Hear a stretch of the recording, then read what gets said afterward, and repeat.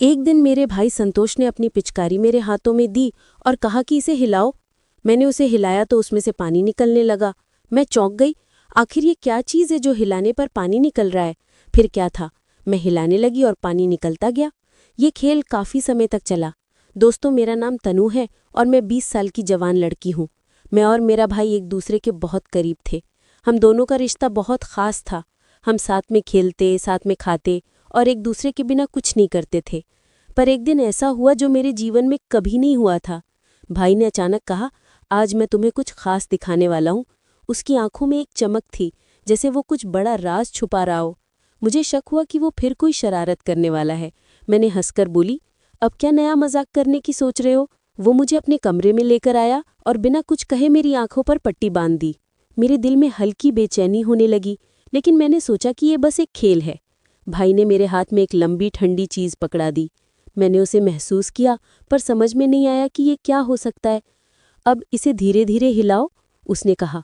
मैं थोड़ी डर गई, पर मैंने उसकी बात मानी।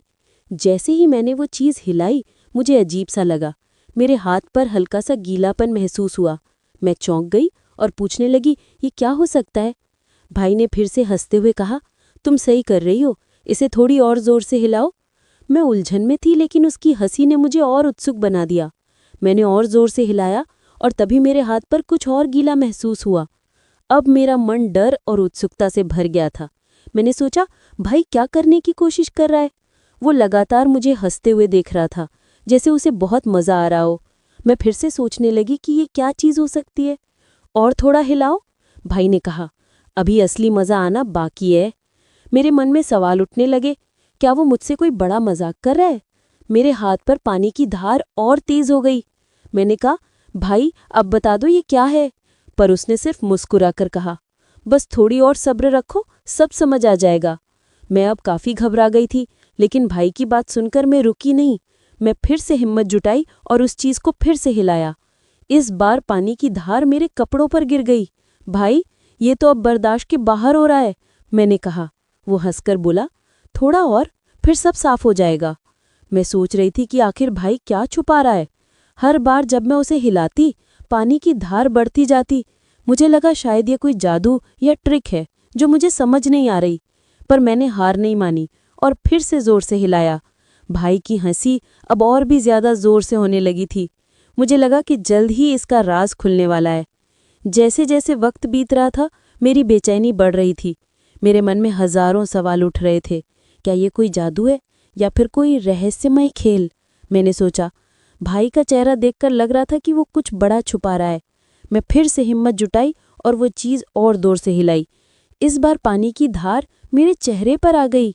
मैं हड़बड़ा गई और अपनी पट्टी को खोलने की कोशिश करने लगी, पर भाई ने कहा, अभी नहीं, थोड़ा और, फिर तुम खुद ही समझ जाओगी।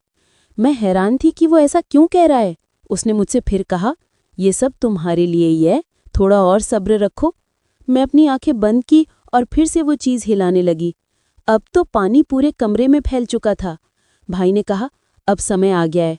मैंने सोचा कि शायद अब इस रहस्य का खुलासा होने वाला है। मैं तैयार हो गई थी कि जो भी हो मैं उससे सामना करूंगी। भाई ने कहा, अब अपनी आंखों की पट्टी खोलो। मैं धीरे धीरे अपनी आंखों से पट्टी खोली। मेरी आंखों के सामने जो था, उसे देखकर मैं दंग रह गई। वो कुछ और नहीं, बल्कि एक साधारण होली की पिचकारी थी। भाई जोर से हंसने लगा और मैं भी उसकी शरारत पर हंस पड़ी। भाई की हंसी ने मेरे चेहरे पर भी मुस्कान ला दी। मुझे लगा कि ये बस एक शरारत है, लेकिन कमरे की स्थिति देखकर मुझे थोड़ी झुंझलाहट भी हुई। पानी चारों ओर फैल चुका था और मेरे कपड़े भी भीग चुके थे। मैंने कहा, भाई, तुमने पूरा कमरा गीला कर दिया। भाई हंसते हुए बोला, मुझे लगा कि तुम्हें होली के दिन की तरह मजा आएगा। मैं अब समझ गई थी कि भाई ने मुझे होली की एक पिचकारी के साथ चौंकाने की कोशिश की। मैंने उसे धन्यवाद कहा और उसके साथ इस खेल का आनंद लिया। वो दिन हमारी यादों में एक मज़ेदार अनुभव बन गया। भाई ने साफ सफाई में मेरी मदद की और हम दोनों ने मिलकर कमरों को फिर से व्यवस्थित किया। हम दोनों ने इस मज़ेदार दिन की कहानी को परिवार वालों को सुनाई और सबने हंसते हुए उसकी तारीफ की। इस बार मैंने महसूस किया कि भाई की ये शरारत एक नई पहल थी। हमें एक दूसरे के साथ ज़्यादा समय बिताने की ज़रूरत थी, और ऐसे छोटे छोटे मज़ेदार पल हमारे रिश्ते को और भी ज़्यादा मजबूत बनाते हैं। मैंने अपने भाई से कहा, तुम्हारी ये शरारत मुझे याद रहेगी। भाई ने हंसते हुए कहा, तुम्हें कोई भी शरारत नहीं, बस मज़ा ही आएगा। हम दोनों ने फिर से खेलना शुरू किया और पूरे दिन मस्ती की। भाई की शरारत ने मेरे दिल को छू लिया और हमें एक दूसरे के करीब ला दिया। उसके बाद से हमने नए परिवार के साथ मिलकर और भी मज़ेदार गतिविधियों की योजना बनाई और सभी को शामिल किया। ये दिन हमारे परिवार के लिए भी एक यादगार दिन बन गया। भाई के साथ बिताए गए ये पल हमेशा मेरे दिल में बसे रहेंगे। समय के साथ हमने ये सीखा कि एक दूसरे के साथ हंसी और मजाक हमारे रिश्ते को और भी ज़्यादा मजबूत बनाता है। हमारे बीच की दोस्ती और भी गहरी हो गई।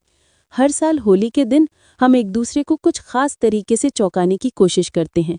ये एक परंपरा बन गई जिसे हम बड़े मज़े के साथ निभाते हैं। परिवार वाले भी इस परंपरा का आनंद लेते हैं और हर साल इसे उत्सव के साथ मनाते हैं। भाई के साथ बिताए गए ये पल हमेशा मेरे चेहरे पर मुस्कान लाते हैं और मेरे दिल को खुशी से भर देते हैं। हमारी ये परंपरा पूरे परिवार में फैल गई। हर कोई इस दिन को बड़ी खुशी के साथ मनाता है और एक दूसरे को चौंकाने के नए तरीके खोजता है। ये एक अवसर बन गया जब हम सभी एक साथ मिलकर हंसते हैं और मज़े करते हैं। भाई की इस शरारत ने हमें ये सिखाया कि जीवन में खुश रहना कितना महत्वपूर्ण है। ऐसे पल हमारे रिश्तों को और भी मजबूत बनाते हैं और हमें जीवन की चुनौतियां निपटाने की शक्ति प्रदान करते हैं। भाई की इस शरारत ने हमें ये भी सिखाया कि कभी-कभी छोटी-छोटी बातें भी जीवन को खुशनुमा बना सकती हैं। हमें हर दिन की छोटी-छोटी खुशियों का आनंद लेना चाहिए। जीवन में कई बार हम परेशानियों और चुनौतियों का सामना करते हैं, लेकिन खुश रहना और हंसना भी उतना ही महत्वपूर्ण है। भाई के साथ बिताए गए ये पल हमेशा मेरी जिंदगी का हिस्सा रहेंगे और मुझे हमेशा याद दिलाएंगे कि हंसना और खुश रहना कितना ज़रूरी है। अंत में भाई को धन्यवाद कहना चाहूँगी कि उसने मेरे जीवन में इतना मज़ेदार और खुशहाली लाया।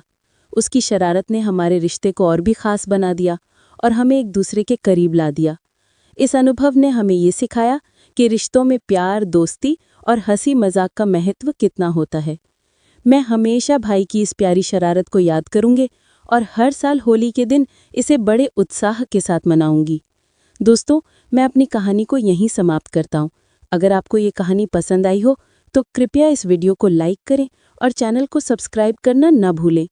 ऐसी ही रोमांटिक कहानियाँ सुनने के लिए हमारे साथ जुड़े रहें।